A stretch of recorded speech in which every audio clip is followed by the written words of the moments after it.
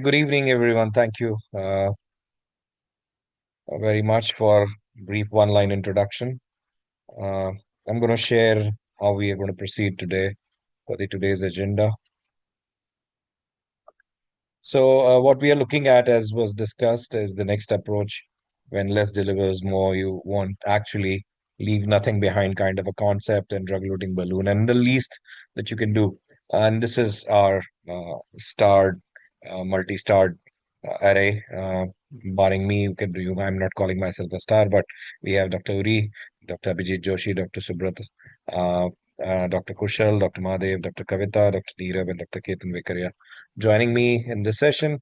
So what we're going to do is first, the corporate presentation has been done by Transhuman team, and I welcome all the esteemed faculties for today's discussion. And we primarily have Mr. Uri's talk about seeing is believing presentation. That's what we're going to do first. So I stop my presentation here. And then probably we'll have three, four cases that we're going to discuss, and then we'll have a faculty discussion around the cases and the technology that we have. So with this, I end my introduction part, and I invite uh, Dr. Uri for his presentation. Thank you very much. Much appreciated. I'm just going to share my screen. Please confirm that you can see my screen. Second.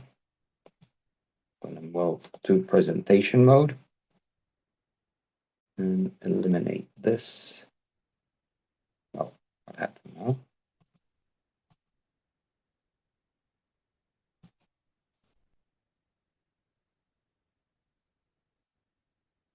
Okay. Can you see my screen? Yeah. Yes, Okay. yes, Yes, And I please perfectly. hope go ahead. Yeah, please. I Yeah. hope you hear me properly. So first, thank you very much. I appreciate a lot the opportunity to present to you Elunir Pearl. But before I enter the stent, I want to give you a little bit of background about the Medinol Group. The Medinol Group has been for since 1992. Was raising the bar for revolutionizing interventional cardiology. Medinol is specifically working on stenting and catheterization, and we have two sister companies. The first is Valve Medical, that is working in structural heart, developing a TAVI with eventually targeting 9 French axis. And we have Microtech Medical that is working on implantable microsensors. Our legend is actually the first time that Medinol broke through into the market was with a near bare metal stent. It was the first coronary stent that was longer than 15 millimeters, and it was actually the first coronary stent that had the right optimization between the scaffolding and the flexibility. It was a market leader in Europe and the US with excellent clinical results, with over 25 studies with 5,000 patients. The first stent was actually, the first case was done in Milan by Professor Colombo in 1995, where he two stents and not even one. Since then, Medinol dedicated to developing stents. Today, we're launching the 7th generation of our drug-eluting stent, the Elunir Pearl. So let me start a little bit with just the components. So the bare metal stent is the cobalt chromium L605. Our coating has two parts. One is the drug, the retafurolimus, and an inactive ingredients, our polymer, which is an elastomeric polymer, then consists of two polymers. One is the carboxyl, and the other one is the PBMA, which is responsible for the drug elution. Moving into our unique cell design, we have a cell design that we call Y cell. Basically, it has an alternating strut thickness. So we have one strut that is ultra narrow with 40 microns, and the other strut is complementing it with 72 microns. So the 40 microns is responsible for the flexibility and conformability, whereas the 72 microns is giving the radial strength that is needed. So basically, with the combination, we have an optimal cell design. One of the bench tests that have been done by the FDA, so this was obviously reported by all the companies, is the metal to artery ratio, where we've seen, since we have ultra thin struts, that we have the lowest metal to artery ratio in the market. Another thing that we did with our retafurolumos drug-eluting stent is trying to understand how it compares with other drugs in the market, and basically measuring the inhibition of the cells in animals. Measuring two parameters, one, the endothelial cells, and the other, the smooth muscle cells. So as you know, the endothelial cells we want to inhibit less than we want to inhibit the smooth muscle cells, opening a positive therapeutic window. What we've seen in our tests is that actually the retafurolumos and the zotorolumos used by Medtronic have a positive window where we have less inhibition of endothelial cells versus smooth muscle cells, whereas with everolimus and sirolimus, we've seen the opposite. This reinforces our retafurolumos drug-eluting, the retafurolumos drug to be very positive when used to inhibit smooth muscle cells. Another unique feature we have is actually our manufacturing. Not like other devices in the market, most of the devices in the market have a tubular type of manufacturing where you take a tube of cobalt chromium, and as you see in the left side, you basically start cutting it. What we're doing, we're actually doing it on a flat panel. So we can actually produce up to 50 stents with one panel just by cutting it, and then we fold it together. This allows us to have a very unique manufacturing process where we first cut it, and then we have an automated visual inspection that is checking each strut. So we're increasing our quality checks where we're releasing our product. And not only that, we're able to do a very uniform type of coating of the polymer and the drug. The result of that is that we have our elastomeric polymer for long-term durability, and you can see it's so elastic that in crimped nominal and rate burst pressure, you don't have any peeling or cracking, which gives us a very uniform drug elution over time. Moving into the features of the new Eluneer Pearl, we have made a big change, especially in the visibility, both in our tip and radiopec markers, things that we collected from the market as to improve. So the first thing that I'm going to talk about is the tip.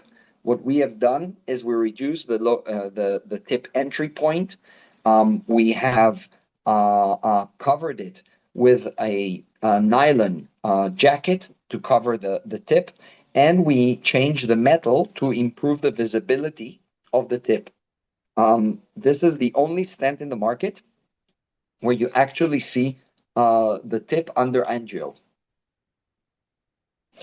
Here you can see some of the measurements of the tip, and from the tip to the marker, the balloon marker.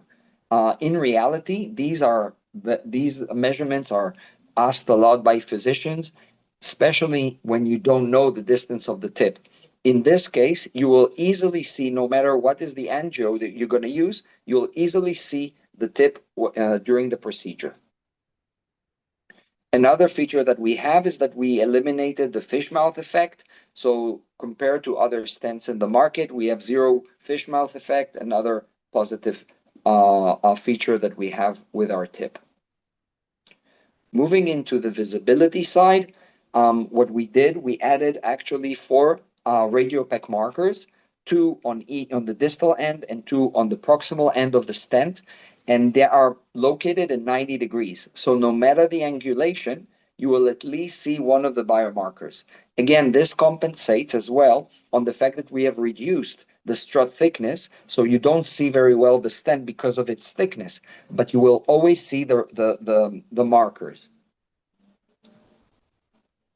And here on the left, you can see how the markers will look under angio. But why does it matter, right? So the tip visibility can help you a lot when you use it with complex cases like CTOs. The radiopec markers can actually really help you when you're doing osteo lesions. It's very important to make sure that you're not going too much into the ostium or outside of the ostium. It could really help in bifurcation lesions and to have minimal strut overlap when you do metal jackets. Overall, the improvability, so it doesn't matter even the resolution of the C-arm, you will still see it. And eventually, accumulatively, you will have a reduced procedural time and reduced radiation. A little bit on the clinical update. So here I'm presenting you the pooled data of Bionics and Ureos trials. These trials were done to receive FDA approval and the CE mark approval. These are randomized clinical trials compared with the Resolute, and you can see the TLF at 24 months. You can see that Elinir was at 7%, where Resolute was at 7.2%. These were non-inferiority trials, so we obviously passed it and thus received our certification, our regulatory approval.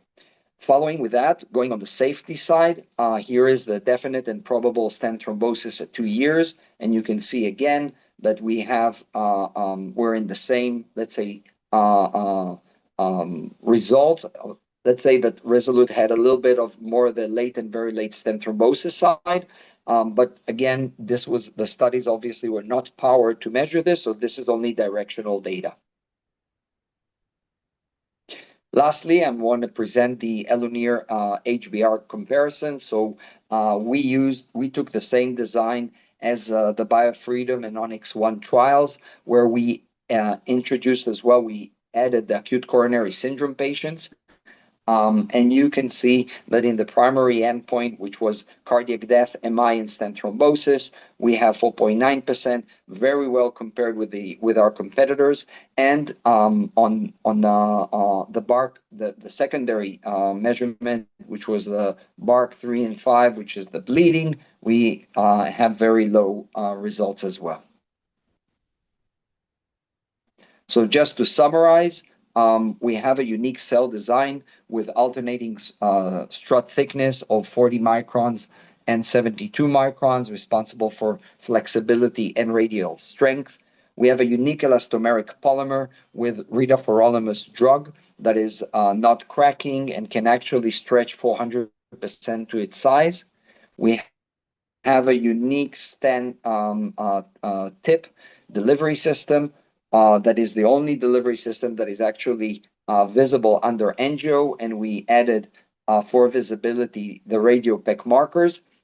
And we have very good clinical results with 7.0 TLF at 24 months and 0.1 extremely low rates of late and very late stent thrombosis at 24 months. Thank you very much. Thank you very much, Uri, for a wonderful presentation. Yes, I experienced these advantages that you mentioned personally in the cases that we did. I think I remember the first stent in the state, then the one I implanted actually needed a ostial nailing. You know, we had to fix right from the ostium, a young acute MI, and you had a large ramus coming out of there. And it did a wonderful job. I mean, it was a long stent.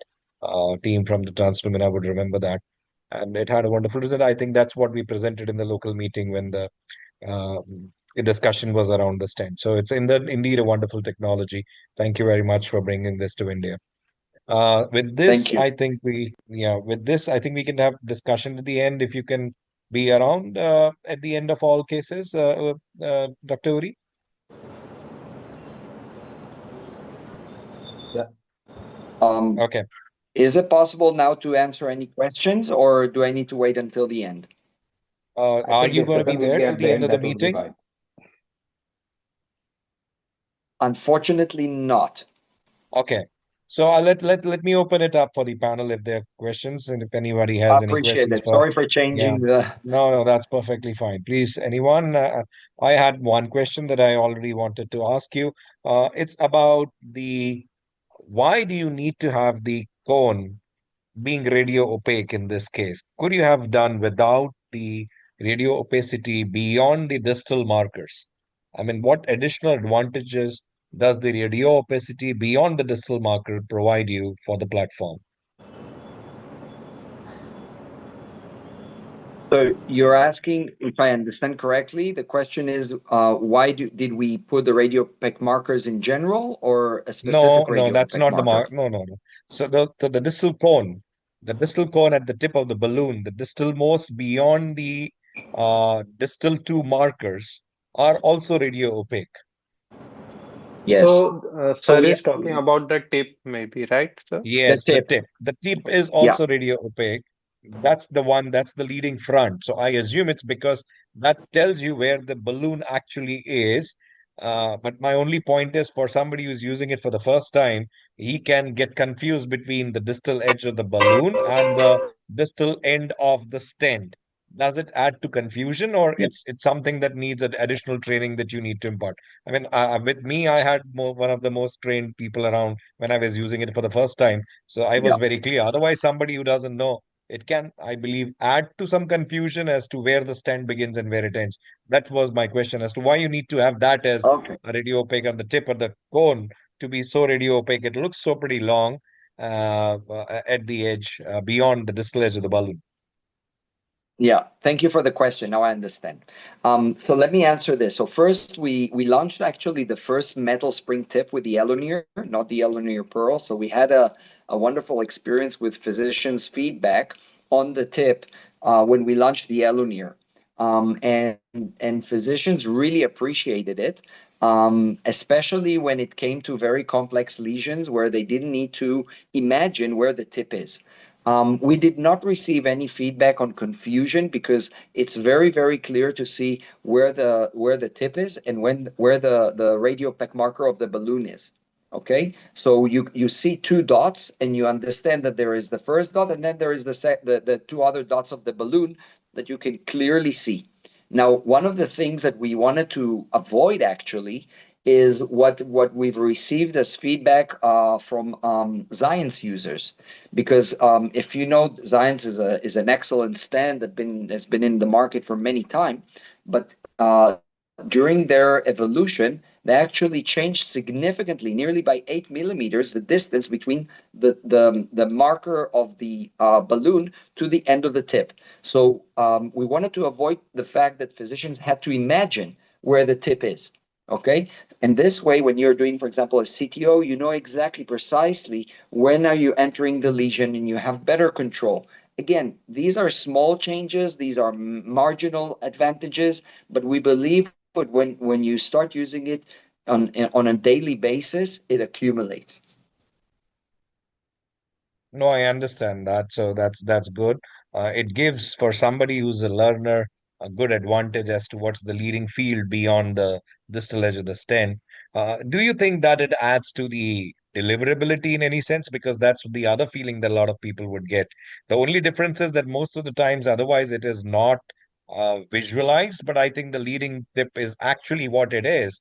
So just making it radio opaque at the tip, would that change in any way the deliverability of the stent? I mean, in my experience, whatever times I've used, I never had an issue. But that's one question I would Yeah. surely be prompted because now it looks thick at the tip, and you may feel that it may not go through the distal cap, may not actually, the distal tip may not actually pass through the distal most part of the lesion. So, do you think it can hamper the deliverability of the stand because you're just trying to make it radio opaque?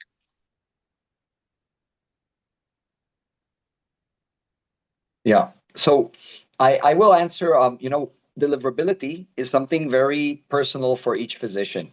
And I'm saying it because at one point in my life, I launched the first drug-eluting stent of Medtronic as well. And even 15 years ago, it was already 99.5% success rate, or 98%. I don't recall the exact number.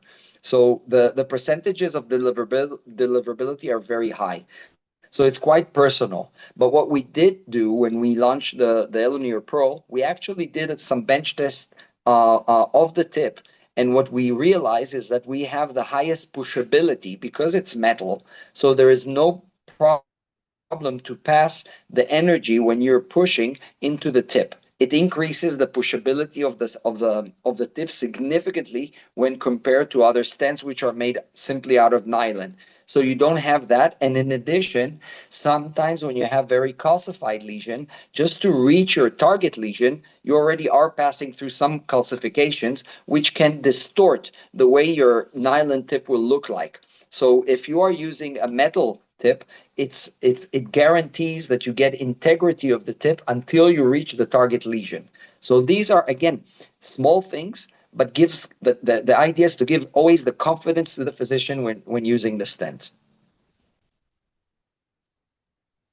Yes, I second that. I mean, that's the experience that I had too. Any other questions? We have the panel with us before we can move on to the presentation. If there are any other questions from any other speakers, chairs, or moderators.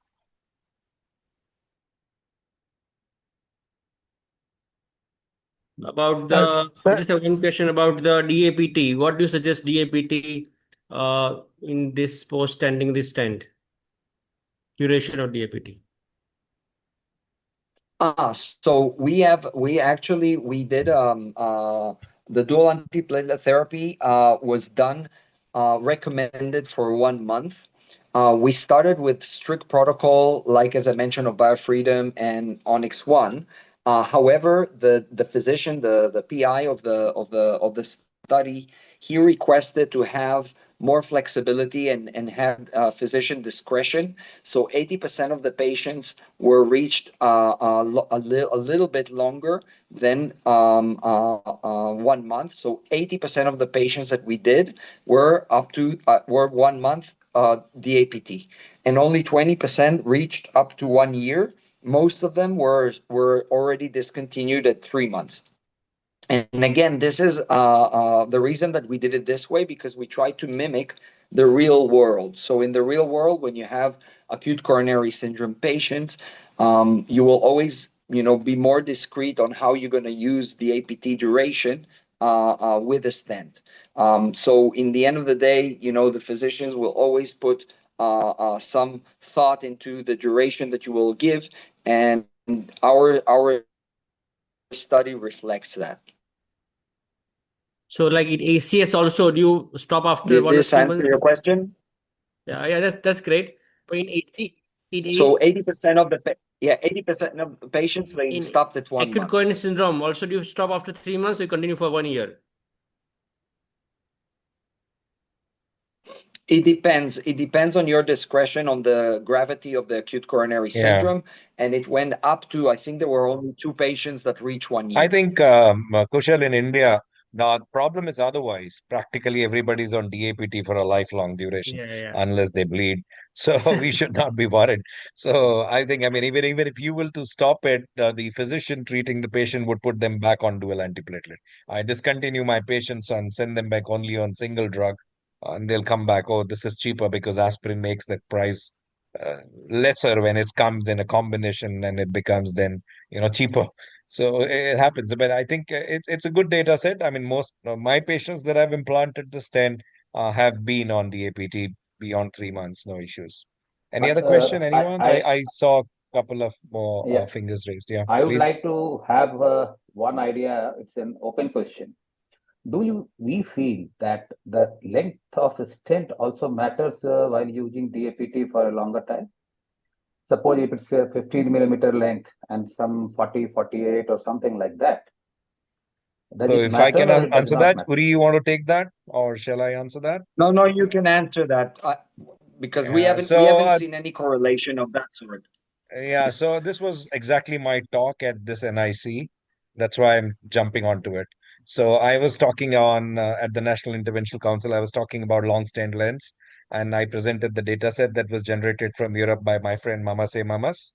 They published how they are looking at the stent length versus DAPT. And if you use single stent platform, you don't need to change it. And Mamas was also the driver and the project creator for Master DAPT trial, Stop DAPT trial, where they looked at how early you can discontinue, because Kushal was also asking the same question. And they could stop DAPTs at 1 month. So I think it's always a good strategy if you can put a one long stent rather than two overlapping stents. And if you're doing that, probably with one long stent, it should not matter, because endothelialization is a continuous process. It doesn't happen skip and jump ways. It happens all across the length of the stent, across the endothelium. If it grows, it grows. It doesn't grow, it may be patchy. It may be patchy all across, whether it's a short stent or long stent. So the healing process would take 6 to 8 weeks.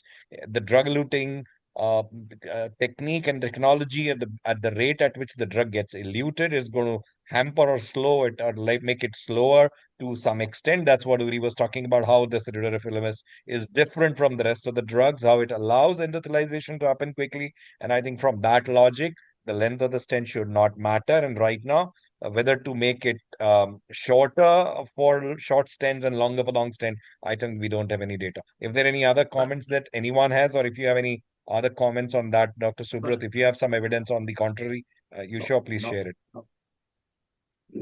But I think the here rather than length, we are putting mainly osteal position, because of this marker is more important for osteal position or left mainstem stenting. So in that case, do you change your duration? Because we don't want osteal stenting risk of the ISR compared to the mid vessel, right? Especially this marker is more So for the main osteal. my DAPT duration is standard 1 year irrespective. I don't want I'm my asking about the patients. Western country. Like, what is your experience of Dr. Uri, Mr. Uri? Yeah. We haven't seen any difference. So we actually, our stent is being used not only in osteo lesions, it's being used everywhere. Okay, so I think that the excellent deliverability of the stent allows, to do narrow lesions,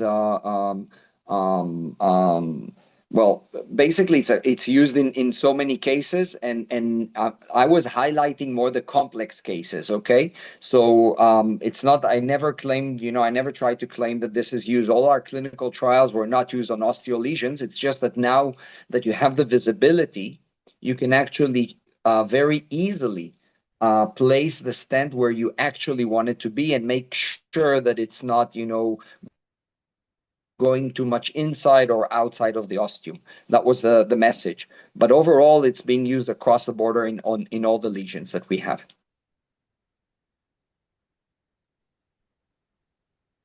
Right. So I Did think this if answer your question? there are no more questions, yeah. Yes, Sir, Kushal? sir, there is one question on the Yeah, chat box. Ehsan. I'm with one doctor, Dr. Samir Pagaria. So Yeah. he, in fact, sir, can you help to answer for him? Yeah, please go ahead. I can't see any question in the chat box right now, Ehsan. If Okay, you can share the question, or because I think this he is says, the panelist group, he, and I think right yeah, now okay, there are okay. no questions. Okay, Yeah. okay. He's Please, asking, please share. sorry, sir. Okay, Yeah. yeah. He's saying, Dr. Samir Pagar is asking, what is the distance between balloon marker and the stent age? Uri, if you would like to take that. Yeah. And the stent tip, right? This is the question. Yes, sir. So you can see it here. It's 4.5 millimeter plus with a standard deviation of 0.75. And as I mentioned, since again, this is very crucial information when you don't see the tip, because you need to imagine where the tip is. I believe that with the use of Elonier Pearl, this question is becoming less important unless you want to measure something, right? Because you want to measure a certain distance, then it makes sense. But you actually see everything under angio, so you have no problem in identifying exactly where you are. So shoulder is around 5 millimeters, and the tip length is another 2.5. That's 7.5 millimeters. So what, Uri, I'll tell you, it sometimes scares the operator if he's not aware, because a lot of times this 7 millimeters is actually in a mid LAD, hanging beyond the junction of the hard and the soft parts of the wire. And then it scares Yeah. you that you can actually end up, because that's we all have been trained not to put your distal edge. But sometimes you never know. Actually, you've been doing it without in the illusion that it's not there, but it's already been hanging there. Because most of the times what you see is the distal edge of the stent, which is radio opaque, and the wire and the junction are actually distal, and the 7 mm overhang is anyway there. Right. So you actually end up That's seeing why, it, and then that's when you get scared that your stent, the platform is hanging beyond the junction of the soft and the hard part. But that's not scary because all the yeah. 3 cases that I did long stents, and there was no way that it could not have hanged, because then the soft and the hard part was already तो start का hanging आपको in the कितने middle part of ये the wire. बताया length बताया stars का 1 Yeah. mm. Yeah, sir, you were saying something? No, sir. Okay. Thank you, sir. Okay. Thank you, Yuri. Good to connect with you. Looking forward to have you in Thank you person very much, sometime here. everybody. Yeah. Take care. Bye-bye. Absolutely. Take care. Bye-bye. Thank you, Uri. So let's move to case one, which is by Dr. Subrat, and he's going to talk about optimizing PCI real-world success with Ridaforolimus eluting stent and Paclitaxa eluting balloon. Dr. Subrat, over to you. You can share your screen. I'm not able to share. Okay.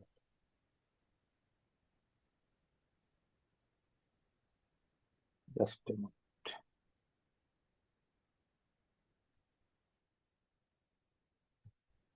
But I'm not able to share. Why it is so? Tech team, can you help? What's the issue you are facing, sir? Like you are not. Sharing. So you can just click the Okay, share button. I got and- it. I got it. Don't Yeah. worry. Okay.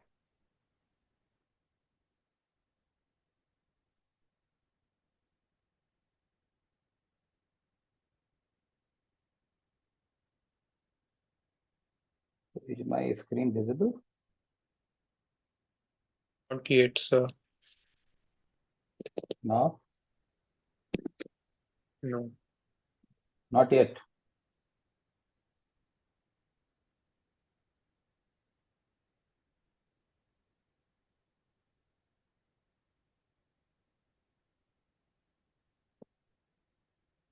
Or maybe you can just share the presentation to cover screen. And till then we can have another presentation. And I will share the presentation on your behalf. Okay, now it's visible. Okay. So the case is nothing extraordinary or complex, right?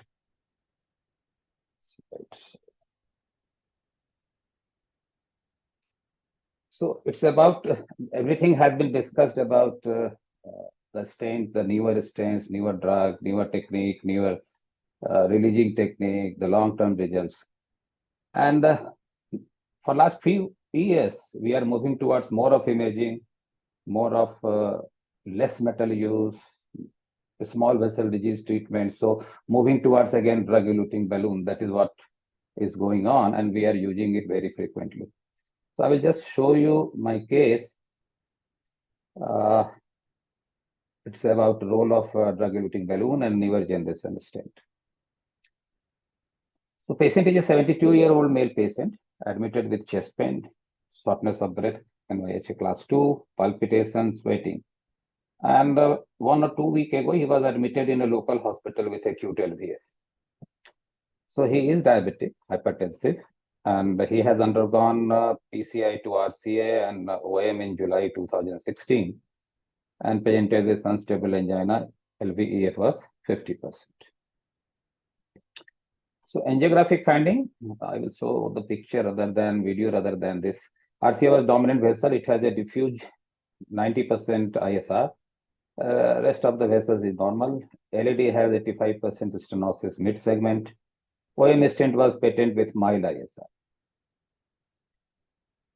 So the idea was to treat because the RCA stent was 2.5 into 38 or something used in 2016 and with a critical ISR.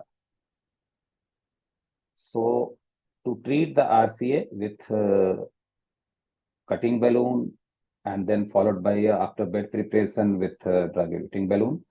LED lesion was, I would say, not, it was very simple lesion, I would say. So plan was to do to treat ISR of RCA and PTCA and stenting to LAD. So this is the left coronary shot, distal OM disease. The OM stent was patent. Mid LAD has a critical 85-90% lesion, and a large diagonal was originating from the lesion site. So I have to gel them. This was the RCA. I have to go. Okay, it is playing automatically.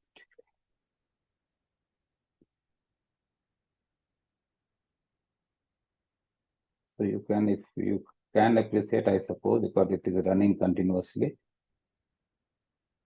So mid LED has critical lesion. I thought this is important to see the RCA lesion,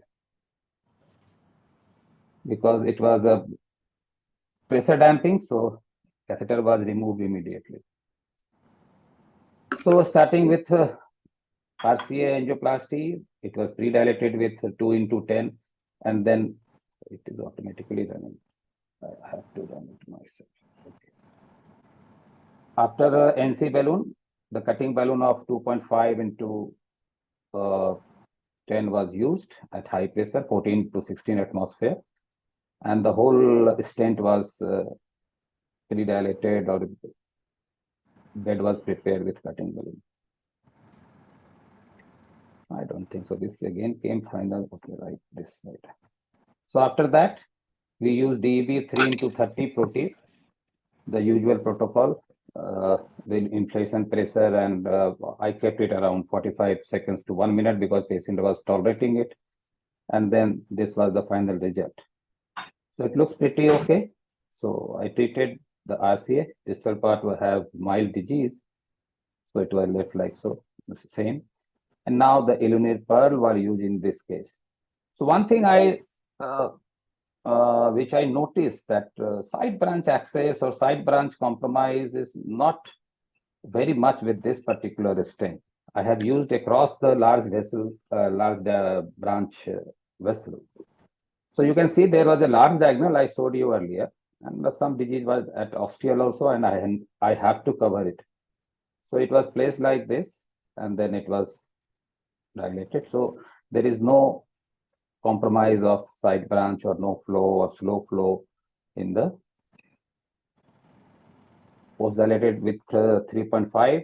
So the branch is also showing good, although disease at ostium is there. And this was the final result. So having marker, yes, it gives us some advantage, especially when we need to place the stent exactly at the location. Then it helps a lot. Any ostial disease, or as it was discussed, that overlapping the stent, it allows us to minimize the overlapping. So this was the final result. Thank you very much. Any question, I would be happy to answer. Wonderful demonstration, Dr. Subrat. I think I could see your guide actually touching nearly the proximal edge of the stent in the last view. Yes. Good, it demonstrates the radial strength and the resistance of the stent also to longitudinal deformation on the lighter note. But yeah, wonderful result, and good thing that it could actually preserve the side branch, as you were trying to say, big diagonal across. So, I mean, what were the reasons that you actually chose this stent as the one for this case? I mean, any specific reason, or the side branch access, or what was the reason that you thought this would be the best suited scenario for this stent? In this particular case, there was not much reason behind it, because I started using it. So, you know, as a Okay. So practitioner, any we case use it. subset that you would try to Yes. tell others as to which sub should this is the one that we should use. Yeah, I choose, like, suppose I have to do left ventricle LED or something like that, because it has a large, we can go up to 5.5, a 3.5 stent deployed in LED and left ventricle LED, you can enlarge the Completely left agree. ventricle part. So that is Completely my agree. main criteria to use Illuminate whenever I find it. Perfect. Perfect. Any other questions, anyone from the panel? Else we can move to our second presenter. In fact, I started using Illuminate only when there is a big mismatch between LED and left ventricle. Right. The proximal Yeah, a LED. lot of people do tend to use. My case was actually the first case where I used was a acute thrombotic acute myocardial infarction. Though, I mean, one would be very hesitant to use it, but the marker and that happened to be ostial total from the Yeah. LAD. So ostial placement was what that prompted me to use it. But yeah, you have very well mentioned. I think this is the one that can actually have the pot very well accepted for the proximal and the distal mismatch if there is a size. I completely second that. All right, so if there are no other questions, then we move to. So thank you very much, Dr. Subrat, for wonderful Yeah. Thank you, presentation. sir. Let's move to Dr. Kushal's presentation, real world PCI success with rodafurolimus eluting stent. Dr. Kushal.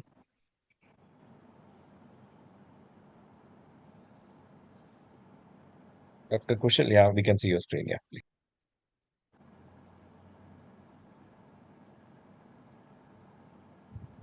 Right? Can you hear me now? Yes, sir.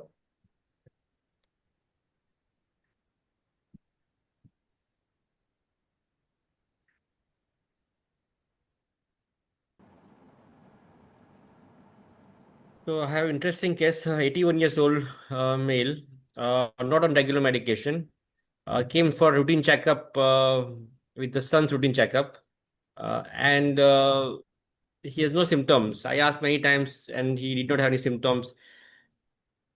And then we just did the ECG and echo. Actually, I was trying to get him in our trial, genetic trial for the healthy control patient. But as soon as I did ECG, it was showing the inferior T wave inversion. So we did echo, which shows the EF 35% with the inferior RWMA. So then we asked the patient multiple times, "Okay, did you have any symptoms before?" And then he said, "Yeah, 2 months ago I had some episode of chest pain," but he did not ask for any help. And we did a routine blood test, which LDL was 197, and then lipoprotein A was 50. So now what is next? Patient is symptomatic now. So what do you do next now? So would you do any further investigations? Had no symptoms now, just small episode of chest pain 2 months ago. Any further discussion at this point? It all depends, Dr. Pujara, that how much active the patient is. If he is having Patient is homebound activity, he no may not have angina. patient is very active, very fit. No symptoms, exertion. He walk 3-4 kilometers every day. Morning he woke up 5 o'clock, do yoga as well, and no symptoms. But just this was the presentation. You can do a inducible ischemia test. Uh, Yeah, because or of simple treadmill, because already there is resting AC changes where the T inversion in the inferior lead.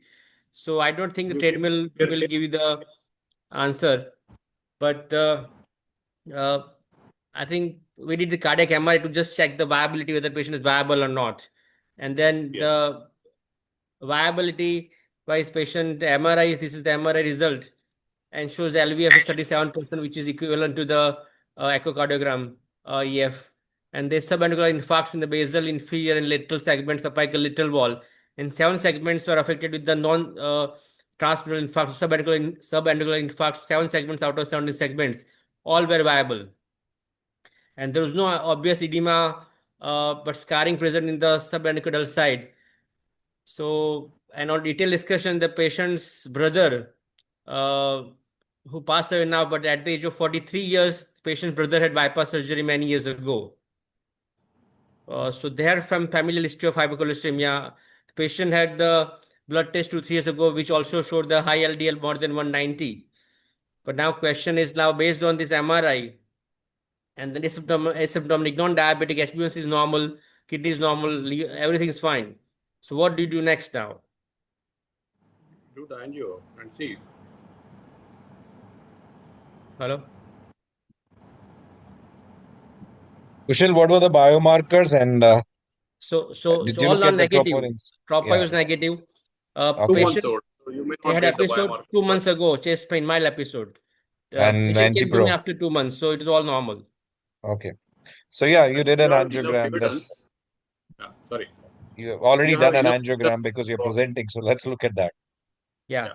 So this MRI result just showing the still images. You can see there's a sole scar going the this side as well. You can see this SG LG enhancement here in the subventricular side, the Apex infralateral wall looks affected. non-viable. This looks more transmural, but yeah, there are some segments which are viable. So we sent the MRI to the Bangalore, the NH hospital, and then I spoke to them on the phone, and they said, yeah, it is viable. It is not transmural. It is subventricular infarct, and that's why I got information from them. It's a very high volume center for MRI reporting, NH, Bangalore. So now we decided to go for the angiogram after detailed discussion with the patient. And we know the trials always say symptomatic patient don't do anything. All the trials will say like that. But because of EF was down, the patient's nephew was cardiologist in US as well. So I talked to him, and then this is the angiogram which I'll show you the next. So it is a separate origin of the LAD and circumflex. There is not left mainstem existence. So I had to take difficult to get the proper left circumflex engagement with the Tiger catheter. But you can see LAD has mild blockage 30% proximally, and circumflex is very dominant large, was occluded proximally and getting collateral circulation from the LAD. And RCA was non-dominant, small and normal. So this was the mainly what we found in the angiogram about the dominant circumflex artery, which was occluded. So what is the next now? Will you open the artery or what do you do?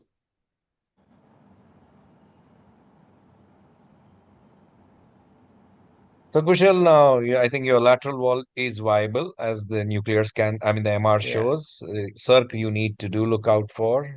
LAD distal territory probably is non-viable. So is the distal circumflex. So But I yeah, think the circumflex MRI I'm really, sure you should chase. RCA also looked 100% blocked.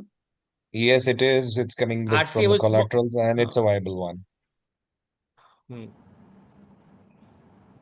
Can you show the RCA So shot? RCA was small, non-dominant, normal. Right coronary artery was very small, non-dominant, normal. Unlikely, Not look Kushal, like. you have a big PD You can see actually. the We big can see PD through the actually collateral. here. So Do you have a question is, cranial patient view? has no symptoms, maybe previous event, silent or maybe small symptoms events a few months ago. Do you have a Now cranial view?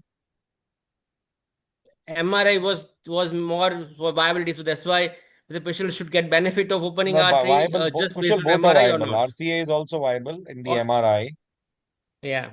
and so is the circumflex. If you look, actually, it's the lateral. To some extent, actually, circumflex, to some part, the lateral part has more than 50% LG, which is transmural. If you look at the view, cross-sectional view. Yeah, here. If you look at the T2 stir, you can see the lateral Yeah. part here. Yeah, But this if is you this. see, it's So not this is less than transvertical. 50. You can Yes, see that but is look at a the inferior. Look at the yeah. inferior. Hmm. Inferior is completely viable. Yeah, but that's why I thought I discussed with the MRI radiologist in Bangalore, and this is just Look images, at but the there's four look at the chamber, look pictures. at the apex. Yeah. Four chamber apex, the first image for end diastolic. Again, it's the apical view. Yeah, no, the previous one. So whatever little MRI experience we have from our center, including our So practice, is what we know. this, So this anyway, was the RCA is more, I mean, I would be very much keen to know where the RCA is, how big the RCA is, how does it look on the cranial view. If you have an angiogram, fine, else please go ahead. I think I don't have so many images here, but this was the. I'll just show you further next what's happened. So the radiologist was very confident that it's viable. So uh, again, talk to patient. There is a gray zone area here, a lot of gray zone area. So I just decided to pass the wire and see what happens. I used the microcatheter first, and then took the microcatheter with the filler FC wire. 2 balloon went easily, and then I put the 38 millimeter long 3.5 lunar stent, and this was the I was passing the wire, was going to circumflex dominant here. Then this was the post ballooning, and you can see the huge, large circumflex dominant. I was able to open here, which was not able to define the diagnostic images. And this I had to take AL catheter, which is very important because I wasn't able to engage with the EBU catheter because circumflex was down pointing origin. So I had to take AL1 catheter to selectively engage the circumflex artery here. to get better support as well and to get better views, as you can see in this images. And then I had to take long stand 3.5 by 38 from the proximal up to the mid circumflex. And the advantage what I found that the markers is very helpful to decide the location, and then which will also avoid the use of contrast and the multiple radiation pictures, because I was able to it helped me especially when you're not able to engage properly. But these markers were very helpful. I can see in this specialist stent, which is not available in other stent. And this was the final picture after post dilatation.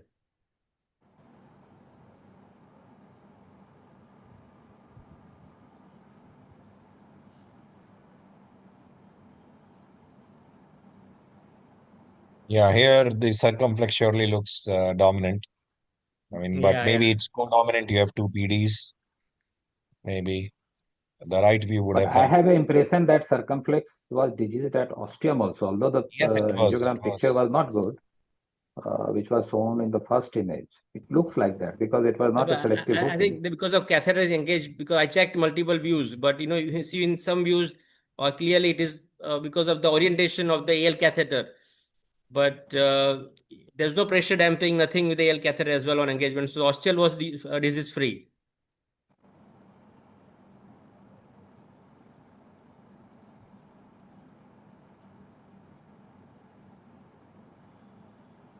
So again, it is I'll do the after 3 months echo again, see what happens, and then procedure went smoothly. I started on GDMT for the heart failure as well, and I started Repatha. So in this patient, LDL was 197, and I started Repatha because of familial history. Xanthal asthma was that patient as well, and then after 7 days, I checked LDL.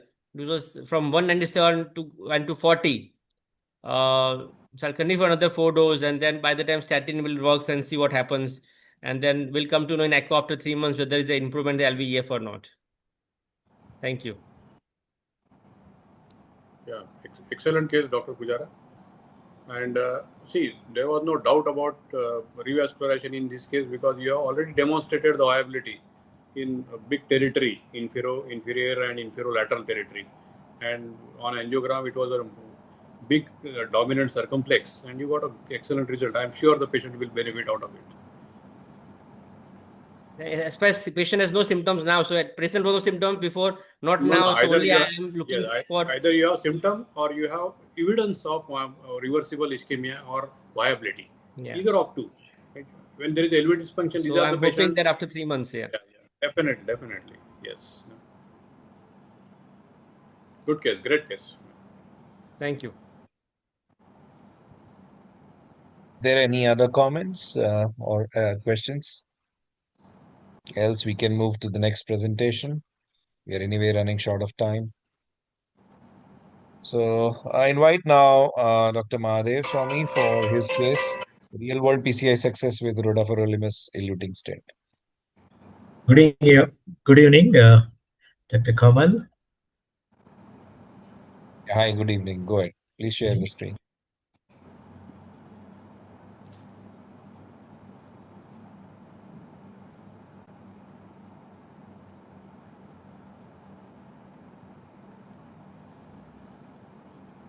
Hope my slides are visible. Yes. Yes, they are. Please go ahead.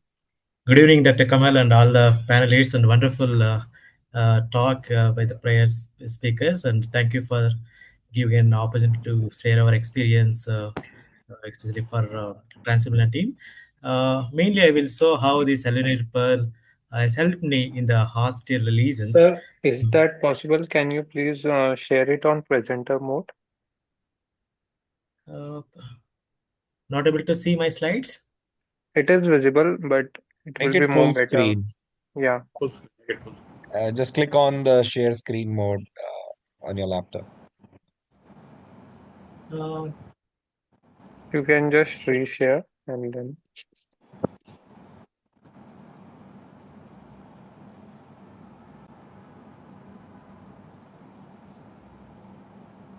Can you see my slides now? Yes, now go to the slideshow.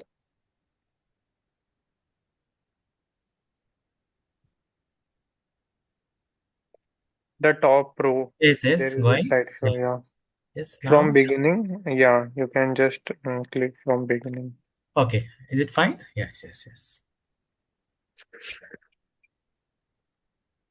Can you see my slides? Yes, it's visible. I don't know why it is not getting enlarged, but yeah, it's fine. Okay. So, good evening. Just I will say my experience with Eleanor Pearl, especially for hostile lesions. I think very good talk by Dr. Uri and the previous speakers. Just I will present two cases where this stent helped me to improve the clinical outcome. This is first case. One 50-year-old male with long-standing diabetes comes with extensive anti-valum. My ECG showing ST elevation in one AVL and all the anterior precordial leads. So we taken him for primary angioplasty. This is the diagnostic angiogram. You can see that these are the left-sided suits, and you can see some mild plaque, non-obstructive plaque in the soft of the left main, and the hostile LAD, as you can see in the caudal view, is completely occluded, osteoproximal LAD, and I think the But diagonal. your video is not running. Sorry to interrupt. Video is not playing. I can't see the video. Can you see now? No, it's not video. It's image. Oh, I'm able to see that. Okay. If you can click on the niche, Image. if you have the icon for the video and you can click on it and if it plays. Okay. No, it's not. It is not No. there. Now it is playing. Now it is playing, yeah. Okay, we'll do like this only. I think in the enlarged mode, it's not playing. I think you can see that in the there is a proximal LAD, osteoproximal LAD occlusion, and also there is a lesion in the mid segment of the circumflex. We decide to address only the culprit vessel. You can see in the caudal view just after the ostium, there is the proximal total LAD occlusion. So we with the primary angioplasty, we wire the LAD. Oh, can you see the videos in this?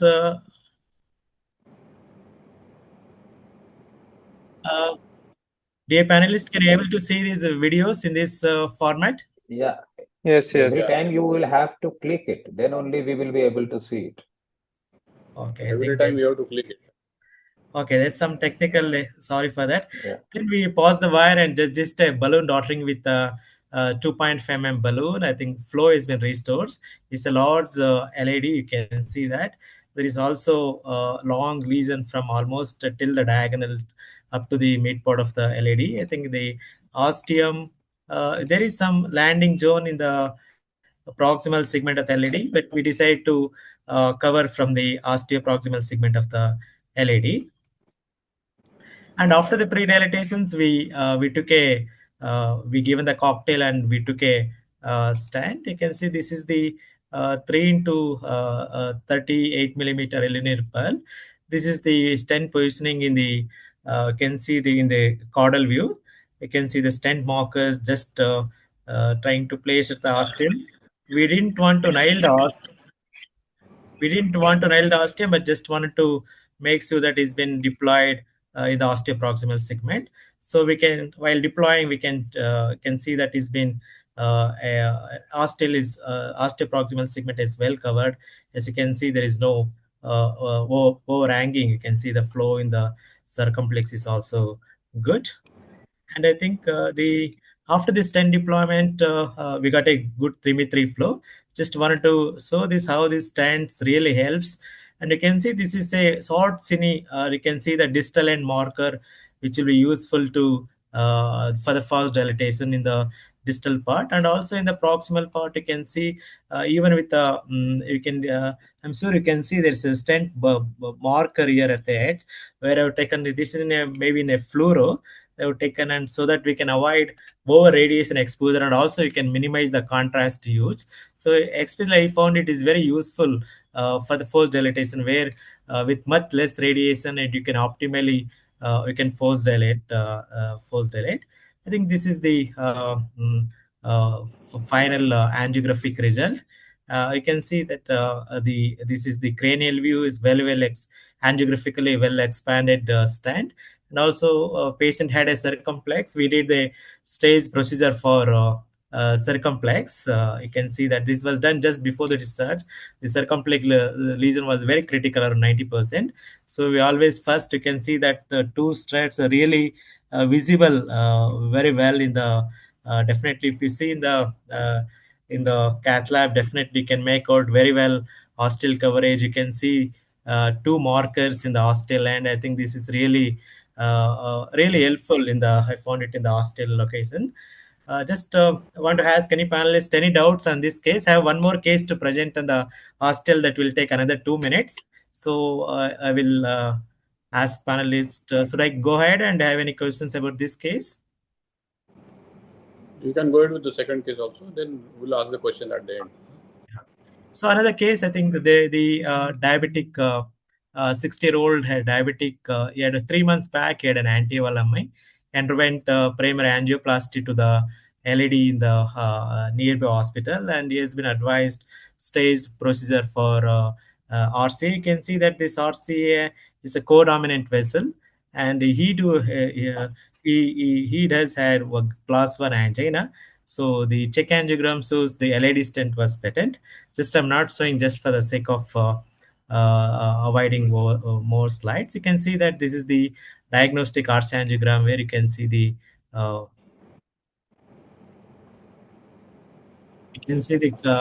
significant critical lesion in the ostium of the RCA, and we decided to go ahead with the RCA angioplasty. RCA is very tortuous and also angulated. You can see that I'm not able to pass the wire into the very distal RCA. I have to go through some of the side branch, and also I've taken one more wire and put it in the aortic root. They called the Shuffle wire. So that really helps us in the ostial stenting.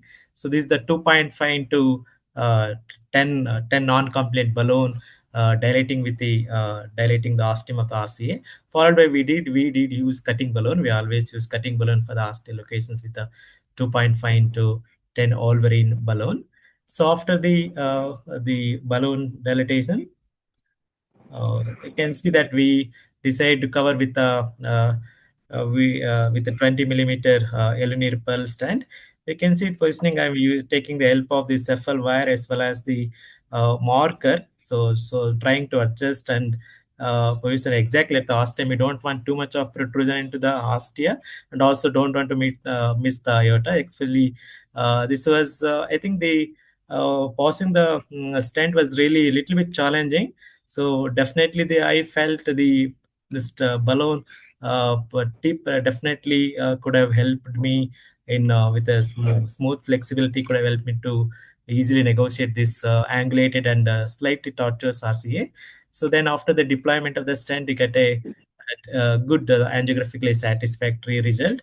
Again, one of the advantage of Elinir Pearl, we can see we don't have to use much contrast or much stent boost. You can see really where exactly it is the distal is the marker, and we are trying to force dilate with a really took a small pod balloon, almost like this is 3 into 8 pod balloon, just so that I should be able to cross the distal end. So I'm dilating the distal end to the proximal end, also doing the ostial flaring. You can see that in the positioning of the proximal edge, I can really see the marker and try to ostial stenting anywhere to flare it up in the aorta, but still in any case definitely it's helpful to align the guide and as well as to exactly position the marker. So after the 4 dilatations we are able to get away with a satisfactory angiographic result. So I think this is the angiogram taken with the wire in situ. I think you can see that I think the ostial the two markers are visible distal as well as proximally. So I think with my limited experience, I really felt this is really good for ostial stenting. As this case, I did it today afternoon, the RCA case. I think yes, the deliverability also good. I think it really only we had giant stent for the ostial stenting. We didn't had usually all the stent starts after a few millimeters from the tip, balloon tip. So that's definitely this radiopaque marker at the tip really is good to for the osteal lesions. Thank you. We'll stop here and I will take your questions if any. Yeah, wonderful two cases demonstrating the same. Panelists, if there are any questions.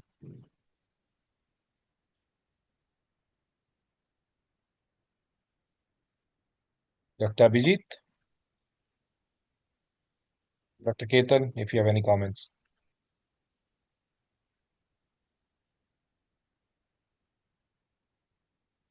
So, do you find any difficulty in like issues of stent fractures with this, like at the expansion limit of the stent? Like because part of the stent is 40 micrometer in thickness. Any incidence No, of that, stent fractures? Elinipal just available since last 2 months in Bangalore. I think with limited experience, I didn't notice anything. I think the stent expansion capacity, they said, I think 40 to 70 micron, that gives the radial strength for other thing. I think 3.5 can go up to 5.5 and even 275 can go up to 4.5. I didn't had any instances of, I've not used much high volume, enormous number of stents, but definitely with limited, I don't think there should be a concern as of now.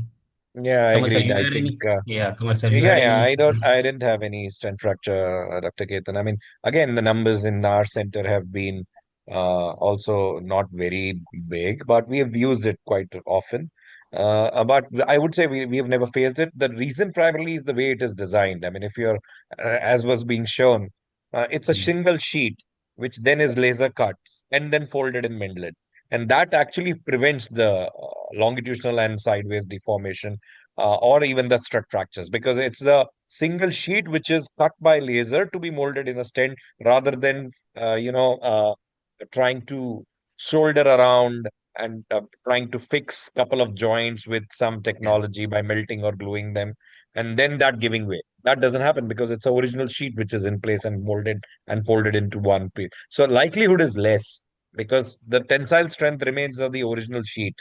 That's the reason probably the likelihood is less, and you can actually go up on the higher side, especially when you're doing a pot.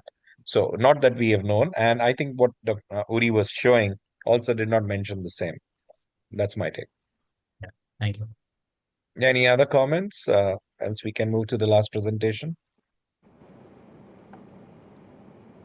All right, so then now I invite Dr. Kavita Tyagi, real world evidence of paclitaxel eluting drug coated balloon in modern PCI.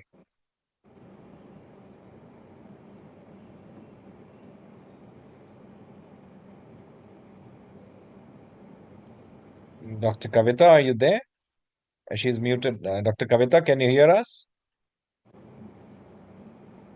She was in cath lab attire when I saw her last on the screen. Yes, I will just check with ma'am.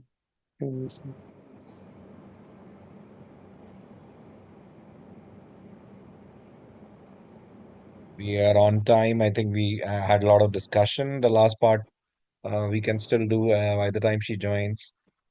The drug-eluting balloon, I think what I find really interesting, I was otherwise a sirolimus coated balloon fan for nearly till this technology came. And ever since Proteagy has been here, I've switched to a lot of Proteagy of late.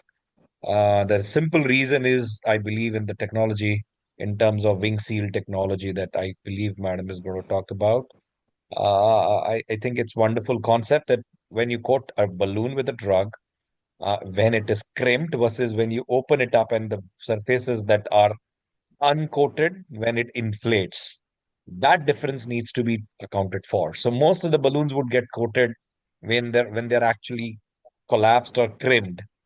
And that's when you inflate it, there'll always be areas where there is no drug. I think that's why the technology which is patented for them, is how they coat this technology, this balloon. And that I think is a patented technology. They can correct me if I'm wrong. What is your experience of using drug coated balloon in native coronaries? I've used In native coronary. native. Yeah, so I use it in I'm very clear where I use it. I mean, I don't use it in say left main or proximal ostial LAD. My usages are instant restenosis. Yesterday only I did a case. Very focal ISR.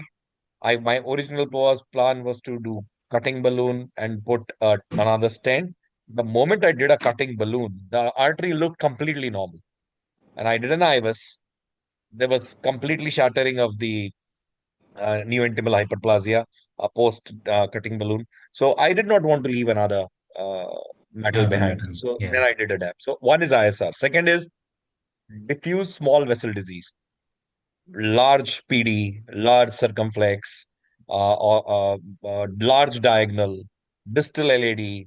These are other things that I use. So small vessel, diffuse disease, side branches, bifurcation, and ISR. These are the subgroups where so bifurcation, left main bifurcation. Most of the times when I'm doing my strategy, if it includes LM2 LAD or a dot ostial, if it's a 0 1 1 Medina, in which case the circ, if it's a non-dominant one, gets a cutting balloon to the ostium and a DEB.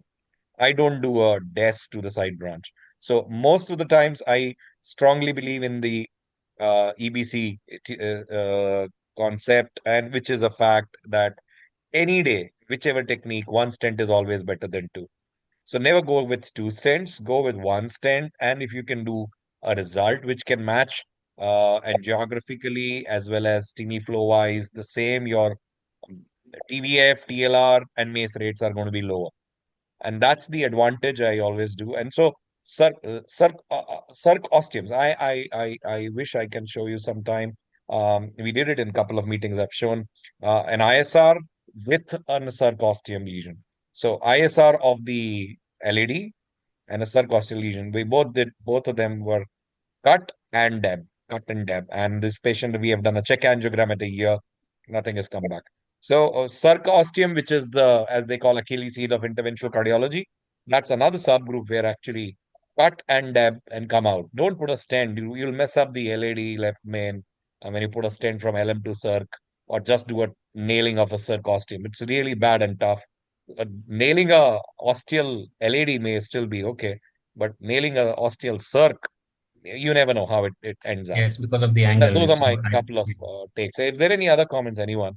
Your hand is raised, Mohit. You want to say something?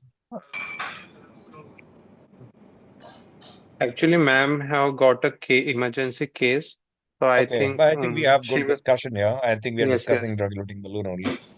Yeah, so let's take comments from there, Dr. Abhijit. Your comments on DEB. Yes, yes, absolutely. I fully agree with you.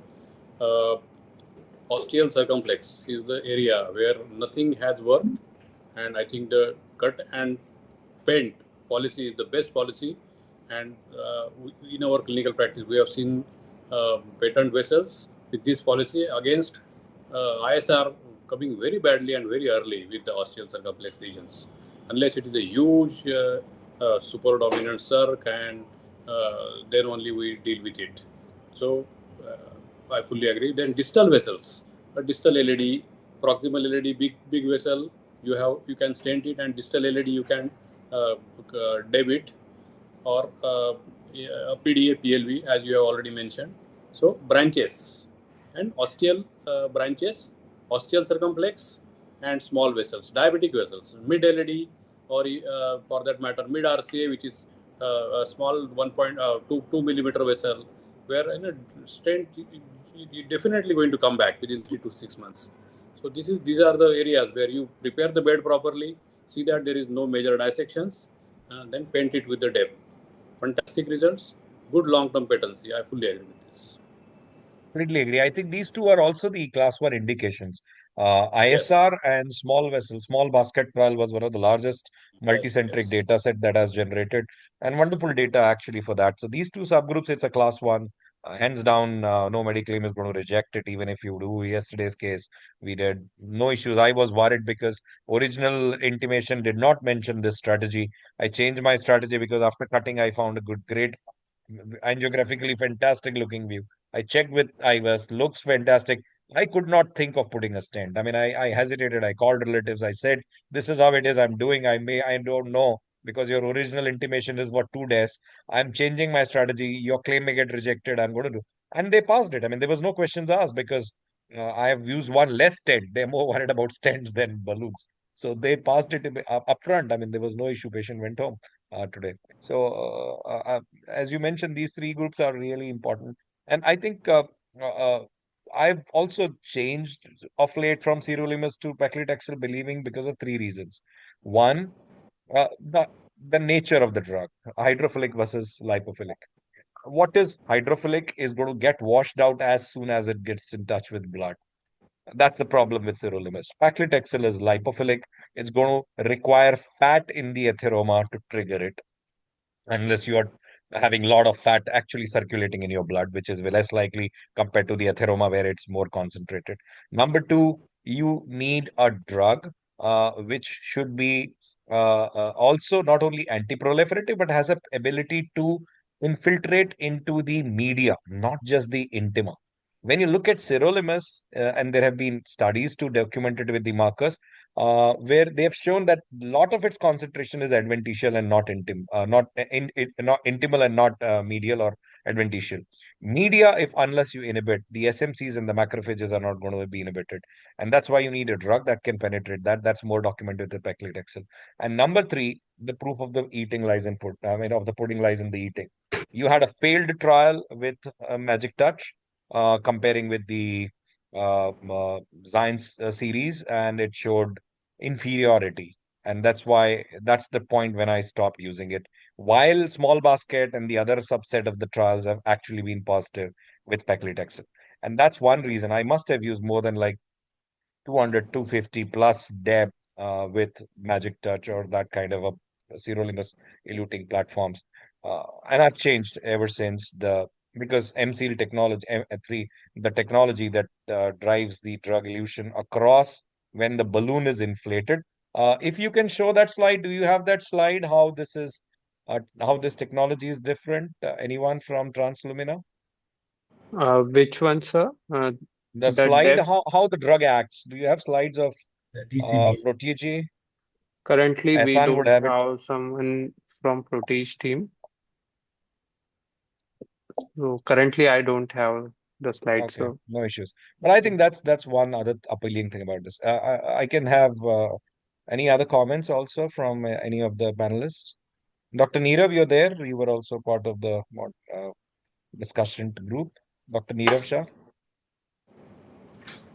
Yes, sir. Just want to discuss this technology. What they were claiming that it can be used in a long segment 2 times or 3 times, like Protege. Any experience of No, that? I am a non-believer of that. I mean, I will not buy everything that they will sell. But yeah, they say, I think the whole reason that they say is because this is hydrophilic, non-hydrophilic in nature. So what they are saying that if you inflate and deflate, you still have drug left, which will Drug not be left, the case yes. with sirolimus. Yeah. But there is no data actually that I'm aware of that has documented this kind of a strategy and compared that 30 seconds here and 30 seconds there, and it works equally. We don't have that kind of a real world data, but their concept is primarily coming from two things. One, it's hydrophilic. So once you deflate, the drug is still going to hang on the balloon. It's not going to be getting washed off within a minute, as they say. And so you can again elute the drug. That's what they're believing in. Whether that 30 seconds of drug elution is adequate in the first area, where that is question number one. And number two, will it be actually be translating into event reduction when you do it for that kind of a work for two segments? So I mean, I completely agree on that unless that is proven, I would not believe it. I will use one depth for one lesion. Take a longer one if there are two long lesions in one, but not 30 seconds here and 30 seconds, that kind of a strategy. I'm not comfortable with it. And though they off label, I'm sure they are saying it off label. Let them come and tell that on label that it can be done. I don't think so. Anyone No, from Translumina wants to say on record that it can be done? sir, actually, no one is here from our drug Oh, No, eluting balloons Okay, team. Dr. okay. So Kamal, they can never say it is yeah, our Indian scenario. We want to use less of money, use one balloon and different scenario. yeah. Why not to use two balloons? Absolutely, absolutely. Or even if there are two lesions, why not use one long balloon and Yes. elute it? Yeah, use. I mean, that's the common scenario. I completely agree, Dr. Sumi. okay. So Any And other if ma'am we comments? is have a long lesion, we can apply the balloon at a proper where the area, which area requires it most. Correct. If suppose 40, 50 lesion is there, so 30 I will cover from here to there. That you have to decide. Yeah, absolutely. I agree. Any other comments, anyone? We are already on time and about to finish. Over time. Yes. So ma'am is not be able to join. So Okay. if you have any questions or you can have any discussions, we can continue Yes. or If we can somebody wrap has, up then. yeah, somebody has a long stent in situ and there is a ISR and there is a peristent ISR also. So what would be the strategy? So should we go I with usually just cutting? image. Yes. Yeah. I usually Yeah, of course. image. I do, of course, in all ISRs, my strategy has been a lesion modifying therapy, either a cutting or a scoring or a endoskalt. I will modify the plaque, always image and see what size is required. And a lot of times when you get like yesterday's case, it was a long stent, 38 a focal ISR, a point in the middle of the stent. And that's the reason where I just did a cutting balloon at that side. I did an IVUS, even intimal hyperplasia, rest of the place it did not. Slightly under expanded stent was there when originally implanted. And then we just did cut, post dilated it adequately, and then did a drug-eluting glue. No, my question is a little different. It's a diffuse ISR, and the ISR, and there is a peristent ISR, peristent restenosis. So, say 18 millimeter stent, significant ISR, and there is another 10 millimeter stent beyond the stent, stenosis beyond the stent. So, it will be a DS at the edge and then depth in the stent inside, or would you like to put a big long stent? If there is another lesion which is beyond the lens, then probably I would go across with a long stent all across. I mean, that's what I would do right now. But again, I think imaging would drive it rather than one small stent distal and another depth proximal, and then you have some remaining recoil in the proximal, and then it comes back. In that case, I probably will cover everything and cover it off. No, there won't be any recoil. No? There is always a stent, metal mesh inside. No? No, but when you are saying diffuse ISR of the instant, even if you cut Correct. and you've completely, so suppose your IVUS result post cut, post pot You image is and you great. see a clean vessel now, right? But there is a lesion beyond that. So why not put a short depths and the depth beyond? Why not depth? And why not depth both? Metal again. So ISR would also include 5 millimeters on the edges as well by definition. So why not even depth that as well? That is one way of looking at it. It is Or a proximal the stent distal and depth proximal. I agree. I think proximal, it would be more trickier. Distal, maybe you can just do the other way around also. I think that's my take. Proximal, if there is a similar lesion and it's proximal and a bigger one, then I think it becomes you would stent, probably yes. Yeah, you'll feel safe to stent. Yes, you'll feel safe to stent. Distal, maybe you can dab, just do POBA, dab inside, maybe along across. All three probably should be fine. I think again there are no data to compare which of the two strategy in this typical scenario would work. So I think it's the clinician's judgment to take a call. Yeah. I think we have exceeded the time. Ehsan, I was looking for you for that slide of wing seal and 3M.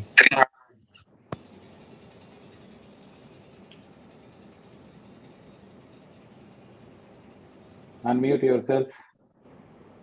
You're muted, Ehsan. I mean, we were looking for because Dr. Kavita, you muted, Ehsan.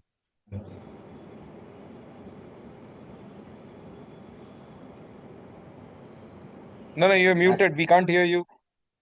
Actually, I think, Dr. Kamal, that we are in a phase that deploying a stent gives us false sense of belief that we are wearing a life jacket. You're right.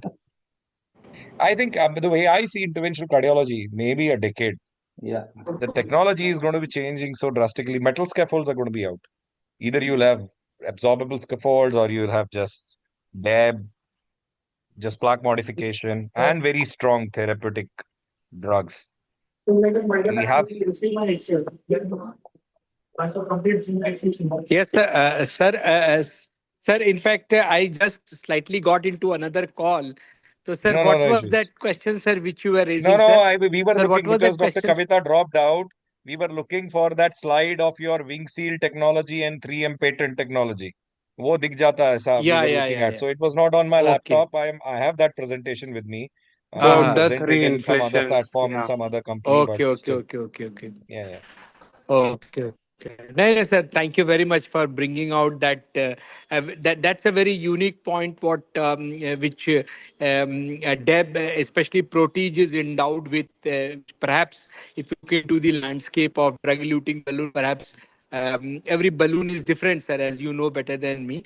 But this is very unique in the sense that this always offers you an opportunity to use it, especially in the longer length. Because this one challenge with longer length drug-eluting balloon is the trackability becomes challenging. So therefore, in those cases, even this 30 balloon can be maybe inflated first.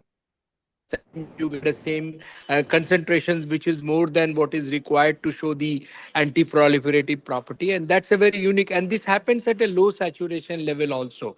That's a very important thing, sir, here. And that makes this drug-eluting balloon very, very unique. And these are all well tested with a p-value of 0.5, means if you replicate this, simulate this trial, you'll get most of the time is correct. And these are very well documented. Thank you, sir. Thank you very much. Okay, thank you. So over to the host, and thank you from my side. Thank you. Yes, so thank you everyone for your wonderful discussions. And Dr. Kavita was not able to join, but it was still a very wonderful session with all of you. So I guess if no one have any questions, we can wrap the session. Yeah. Thank you. Thank you. Thank you very much and good night. Thank you. Thank you. Thank Good night, you. everyone. Thank you, Bye-bye. Thank everyone. you.